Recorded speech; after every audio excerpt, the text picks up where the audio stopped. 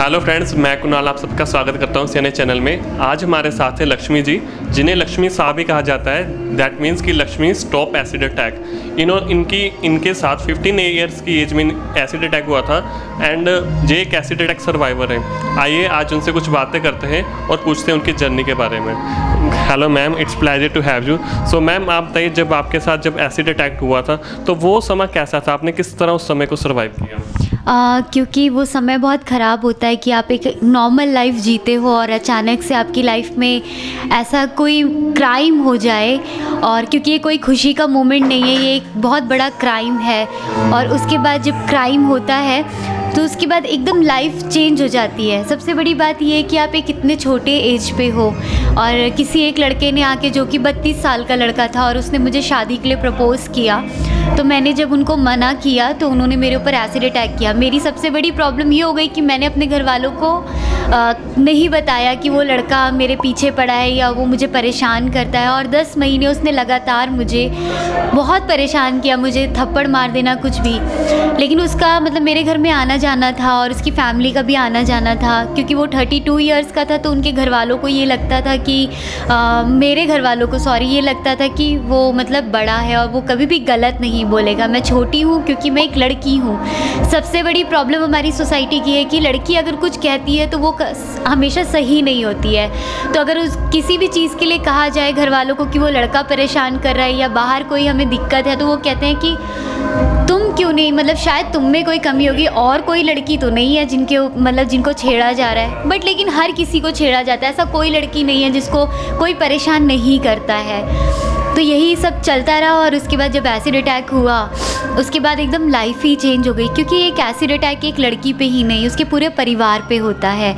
वो सिर्फ अकेले सर्वाइव नहीं करती, वो पूरा परिवार सर्वाइव करता है। और ऐसे ही लगातार बहुत कुछ चलता रहा मेरी लाइफ में। मैं डिप्रेशन में चलती रही, बहुत सारी चीज़ें होती रही बैक टू बैक। 2007 में मैंने बाहर निकली, और उसके बाद मेरे पापा ने मुझसे कहा, मेरे पापा की बॉस और मेरी मम्मी और मेरी लॉयर ही थी जिन्होंने मुझे सपोर्ट किया।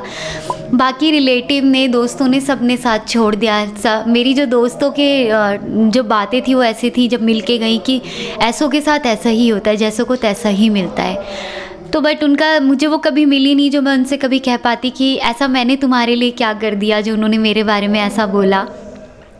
और उसके बाद जब मैंने 2007 में ही मैं फ़र्स्ट टाइम घर से बाहर निकली, कदम मेरे निकले थे, और मैंने 10th में एडमिशन लिया। और उसके बाद मैं 10th करने लगी। उसमें भी लोगों के बहुत सारे रिएक्शन थे। रेगुलर नहीं कर पाई क्योंकि सबने बोला, प्रेशराइज़ कर रहे थे कि रेगुलर करो। तो रेगुलर मैं नहीं कर पाई, इसलिए क्योंकि मेरे को कोर्ट भी जाना था, ट्रीटमेंट भी कराना था, मेरी अटेंडेंस शॉर्ट होती, तो इसलिए मैं कुछ कर नहीं पाई ऐसे। तो मैंने 10th किसी भी तरीके से किया। 2009 में मैंने फेस ओपन कर लिया। मैं फेस कवर करके चलती थी। तो जब मैंने अपना फेस ओपन किया, वो मेरे लिए फिर एक चैलेंज था। और 2009 में मैं dress making, tailoring, beautician and basic computer मैंने कोर्स करना स्टार्ट किया। लोगों का ये रिएक्शन था कि मतलब क्यों ये यहाँ पे पढ़ने के लिए आती है और क्यों कोर्स कर रही है यहाँ पे, और इससे मतलब अच्छा नहीं ज़्यादा समझ। हाँ बिल्कुल, और ऐसा रहता था। तो जब मैंने अपनी ड्रेसेस खुद बनाना स्टार्ट किया, तो उसके बाद मुझे खुद से फ़ील हुआ कि मैं बहुत अच्छी दिखती हूँ, बहुत बुरी नहीं दिखती हूँ। तो मैं अपना फेस कवर के क्यों कवर करके चलूँ। तो मैंने घर में इसके लिए पूछा, तो उन्होंने कहा कि जब आप खुद खोलना चाहती हो तो इससे अच्छी बात और क्या हो सकती है। तो उसके बाद मैं फ़ेस ओपन करके चलने लगी। फिर वो चैलेंज था क्योंकि वो लोगों के रिएक्शन बहुत ख़राब थे, और मैं एक लड़की थी कि लड़कों के लिए इतना प्रॉब्लम नहीं होता है कि वो, क्योंकि हम लोग मेल एंड फीमेल दोनों में काम करते, तो लड़के भी ओपन चलते, तो उनके साथ इतना नहीं, सोसाइटी लड़कों को एक्सेप्ट कर लेती है। मैं इसके अगेंस्ट नहीं हूँ, बट इसके मैं एक बात बता रही हूँ क्योंकि ये बहुत ज़रूरी भी है कि लोगों को लगता है कि मेल सर्वाइवर का क्या होता है, क्योंकि उनको एक्सेप्ट कर लिया जाता है और उनकी नॉर्मल तरीके से शादी भी हो जाती है, बहुत अच्छा, मतलब वो सर्वाइव कर पाते हैं। बट लड़कियों के साथ प्रॉब्लम ये रहता है कि वो सर्वाइव नहीं कर पाती। बहुत सारी लड़कियों ने खुद खुदकुशी कर ली, बहुत सारी लड़कियों के घर वालों ने खुदकुशी कर ली, बहुत सारी चीज़ें मतलब चैलेंज के रूप में सबके लिए बाहर आई, और उसके या कोई ट्रीटमेंट नहीं करवा पा रहा है, तो बहुत सारी प्रॉब्लम्स चल रही थी। तब उसके बाद यही कि पीछे से तो बहुत अच्छी दिखती है, सामने से देखो कितनी डरावनी दिखती है, बच्चे देख के डर जाएंगे। अरे बच्चे कहाँ से देख के डरेंगे, आप ये खुद सोच के देखो कि बच्चे इतने मासूम होते हैं, डरना ना डरना वो हम उनको सिखाते हैं, वो खुद नहीं सीखते हैं। तो ये हमारी सोसाइटी की प्रॉब्लम थी। लेकिन मुझे ऐसा लगा कि लोग, किसी की लिपस्टिक डार्क हो जाए या किसी का ड्रेस सेंस ठीक नहीं है या ठीक भी है, तो लोगों का काम है कहना। तो ठीक है, लोग कह रहे हैं, तो लोग नॉर्मल लोगों को नहीं छोड़ते, तो लोग मुझे क्या छोड़ेंगे। तो मुझे यही लगा मेरे साथ क्राइम हुआ है, मैंने खुद आगे बढ़ के उसको नहीं कहा कि तुम मेरे साथ ऐसा करो, तो वो फेस कवर करके चले, मैं क्यों चलूँ। तब मैं वहीं से निकलना स्टार्ट कर चुकी थी, फेस ओपन करके चलती थी। 2012 में फिर एक नया चैलेंज मेरे साथ था, मेरे पापा की डेथ हो गई और फिर कोई अर्निंग मेंबर नहीं रह गया था। लेकिन उस टाइम पे फिर मैंने जॉब के लिए जगह गई जॉब के लिए, बट लेकिन किसी ने मुझे जॉब नहीं दिया और मैं सरवाइव कर रही थी। और मेरे भाई को टीवी हो चुका था और वो काफ़ी वैसे स्टेज पे चल रहा था, एक लास्ट स्टेज उसकी चल रही थी। तो डॉक्टर ने कहा था वो नहीं बचेगा, तो इसलिए पापा को हार्ट अटैक आ गया। हम 2 ही भाई बहन थे। तो उसके बाद उसकी मैंने जॉब के लिए, बिल्कुल मम्मी भाई को लेके हॉस्पिटल में थी, मैं बहुत परेशान हो रही थी, लेकिन किसी ने जॉब नहीं दिया। मैंने कॉल सेंटर में बात की तो उन्होंने कहा कि लोग आपका चेहरा देख के डरेंगे। तो कॉल सेंटर में किसको पता चल रहा है कि मेरी वॉइस से वो सुन रहे हैं या मेरा चेहरा देख के। तो लोगों ने नहीं दिया जॉब। तो मैंने कहा कि ठीक है, नहीं दिया। ऐसे ही मैंने टीचिंग की बात की, बहुत सारी जगह बात की, लेकिन किसी ने नहीं दिया। तो 2013 में आलोक जी ने stop acid attack campaign start किया था एसिड अटैक सर्वाइवर्स के लिए।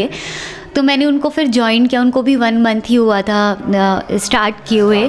फिर उसके बाद जब मैं वहाँ पे गई और वहाँ पे देखा कि मेरी तरह और भी सर्वाइवर्स हैं, जो कि मैंने इससे पहले कोई भी सर्वाइवर नहीं देखा था कि कोई एसिड अटैक सर्वाइवर। मुझे लगता था कि मैं ऐसी लड़कियों की अकेली हूँ इस दुनिया में, बट लेकिन जब मैंने और लड़कियों को देखा तो मुझे बहुत पेन हुआ, क्योंकि मैं देख सकती थी, बिल्कुल, क्योंकि बहुत सारी लड़कियां हैं जो लाइफ टाइम देख भी नहीं सकती हैं, बहुत सारी लड़कियां हैं जो एक आंख से नहीं देख सकती है। तो वो बहुत पेनफुल था। तो सुप्रीम कोर्ट में मेरा एक PIL चल रहा था कि एसिड को बैन करने के लिए। 2006 में ये हम लोगों ने डाला था PIL कि एसिड को बैन किया जाए। तो उसके बाद फिर उसका रिज़ल्ट 2013 में आया। वो ऐसे आया क्योंकि हम लोगों ने जाके प्रोटेस्ट करना स्टार्ट किया सुप्रीम कोर्ट के आगे। खुद सर्वाइवर्स मीडिया के आगे आने लगी और बात करने लगी और अपने आप को प्रेजेंट करने लगी और सब फेस ओपन करके आने लगे। तो ये सबसे बड़ा चैलेंज था कि हाँ, कि फेस ओपन करना सबसे बड़ी चीज़ थी और अपनी बात को रखना, अपनी स्टोरी को रखना कि हमारे साथ क्या हुआ है। तो उससे एक धीरे धीरे करके बदलाव आया और हम लोग सक्सेस रहे, क्योंकि लोग जानते थे कि डोमेस्टिक वायलेंस क्या है, रेप केसेस क्या है। कोई ये नहीं जानता था कि एसिड अटैक वायलेंस क्या है, क्योंकि बस उन सिर्फ सर्वाइवर्स को पता था। उस अराउंड में जो लोग उसके पास रह रहे हैं, फैमिली जो आसपास पड़ोसी हैं, वो जानते थे। और एसिड अटैक कोई मुद्दा भी नहीं था, लेकिन आज एसिड अटैक एक मुद्दा बन चुका है, जो कि 3.5 साल में ऐसा हुआ है। इससे पहले ऐसा कोई काम नहीं कर रहा था इस पर। तो फिर उसके बाद तब हम लोगों ने इसको चैलेंज की तरह लिया और उसके बाद इसको हम लोग लगातार back to back social media पे हम लोग काम करते रहे। बहुत सारी चीज़ें की, स्पॉट ऑफ शेम कैंपेन हम लोगों ने किया, शूट एसिड करके किया, protest of love, black roses किया, हाँ काफ़ी चीज़ें किया। जैसे यहाँ पे लुधियाना में हरप्रीत के ऊपर एसिड अटैक हुआ था लैक्मी सैलून के अंदर, वो जिस दिन ब्राइडल बन रही थी। हम लोगों ने यहाँ पे भी आके स्पॉट ऑफ शेम करके यहाँ पे कैंपेन किया था, तो उससे काफ़ी फ़र्क पड़ा था।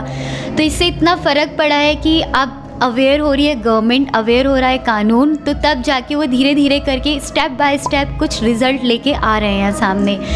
नहीं तो कौन जानता था एसिड अटैक क्या है। और आज इंडिया के अंदर ऐसा फर्स्ट शिरोज़ हैंगआउट कैफ़े है, जो कि छाँव फाउंडेशन का एक पार्ट है, जिसे एसिड अटैक फाइटर्स खुद रन कर रही है, उसकी ऑनर वो खुद है। अभी वो रिसेंटली में 10 तारीख को 2 साल हुआ है शिरोज़ हैंगआउट को। वहीं पे अखिलेश सर जो CM है लखनऊ के, उन्होंने आके विज़िट किया था। तो उसके बाद जब वो विज़िट करके गए तो उन्होंने एक स्पेस हमें लखनऊ में दिया। फिर उसके बाद हमें एक space arowana mall Hathipol Udaipur में मिला। तो ऐसे ही लोग अवेयर होने लगे और बिल्कुल, और लोग मदद करने लगे। अब ऐसे बहुत सारे प्रोग्राम्स होते हैं, फैशन शो होता है। तो अब ब्यूटी क्या है, यही मीनिंग है कि ब्यूटी, एक्चुअल ब्यूटी अगर शक्ल होती तो शायद मैं इस प्रोग्राम में नहीं होती, या मैं किसी फैशन शो में पार्ट नहीं ले रही होती, या सर्वाइवर कहीं बात नहीं कर पाती। तो ब्यूटी जो है वो हम ही लोगों ने बनाया है और किसी ने, बिल्कुल बिल्कुल, कि ब्यूटी क्या है वो हमने बताया। क्योंकि चेहरा किसी और ने नहीं, बचपन से सिखाया जाता है कि लड़के को लड़की को, कि चेहरा लड़की का जो सबसे इम्पॉर्टेंट चीज़ है वो उसका चेहरा है। तो वो हमें मिलके चेंज करना होगा। तो वही चीज़ हम लोग कोशिश कर रहे हैं कि जितना हो सके हम लोग चेंज करेंगे, और आज जगह जगह पार्टिसिपेट करते हैं, बात करते हैं। थैंक यू, आपने हमें अपनी पूरी जर्नी के बारे में बताया और it's like such eye opener thing. मैं आपसे एक चीज़ और पूछना चाहूँगा, जैसे आपको अमेरिका में यूएसए में मिशेल ओबामा जी ने स्पेशली इनवाइट करके ऑनर किया था, तो वो एक्सपीरियंस आपका कैसा था? बहुत अच्छा लगा था वहाँ पे जाके, क्योंकि हर शहर से हर देश से अलग अलग लोग आए थे। हम 10 जने थे और अलग अलग जगह से थे, और सब अपनी अपनी जगह पे चैलेंजेस मतलब हैं, वो कुछ ना कुछ कर रहे हैं। तो बहुत अच्छा एक्सपीरियंस था। मिसेस ओबामा जी मिली थी और उनके साथ बहुत अच्छा एक्सपीरियंस रहा। बहुत प्यारी लेडी हैं, तो बहुत खुशी होती है कि मैं उसके लिए सिलेक्ट की गई थी और मैं वहाँ से अवार्ड लेके आई। तो मुझे बहुत खुशी है कि मुझे ऐसा लगता है कि अवार्ड जो आपको मिलते हैं वो सिर्फ देखने के लिए नहीं, आपको और आगे हिम्मत देने के लिए मिलते हैं कि आप और आगे काम करें इस पे और आगे बढ़े। तो अवार्ड्स के मीनिंग ही यही होते हैं हम लोगों की नज़रों में। उसके बाद जब हम इंडिया आए तो उसके बाद हम लोग 2 बार इंडियन ऑफ द ईयर भी रह चुके हैं। तो ऐसे बैक टू बैक बहुत सारे लोगों ने हमें सम्मानित किया है, तो उसके लिए हम बहुत खुश भी हैं सब लोग। तो अच्छा लगता है ये सब देख के। आप जैसे कि पूरे देश की लड़कियों के लिए एक मिसाल आपने कायम की है, आपको सभी लोग एडमायर करते हैं, तो आप इन लड़कियों के लिए कुछ मैसेज देना चाहेंगे अपनी तरफ से? मैं यही कहना चाहूँगी, क्योंकि सब लोग मिलते हैं और सब लोग यही कहते हैं कि आप बहुत इंस्पायर करते हैं, और बहुत सारे ऐसे सर्वाइवर्स हैं हमारे टीम में जो कि वो भी जब जाती हैं प्रोग्राम्स में तो उनको भी कहा जाता है कि आप सब लोग इंस्पायर करते हैं।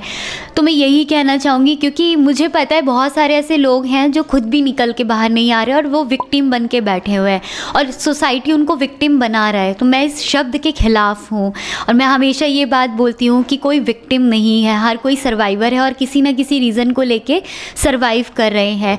तो अब सबको लगता है कि हमें भी मदद मिले, तो मदद आपको जब मिलेगी जब आप खुद मदद अपनी कर पाएंगे। तो जब तक आप खुद बाहर निकल के नहीं आएंगे तो हम कैसे आपको सपोर्ट कर सकते हैं। तो मैं यही रिक्वेस्ट करूँगी उस फैमिली से, उन लड़कियों से, कि अपनी हक की लड़ाई खुद लड़ना सीखे, तभी लोग आपको जान पाएंगे और आगे मदद कर पाएंगे। बहुत खूब लक्ष्मी जी, हमसे बात करने के लिए जी thank you. It's Kunal from CNA channel. Thank you.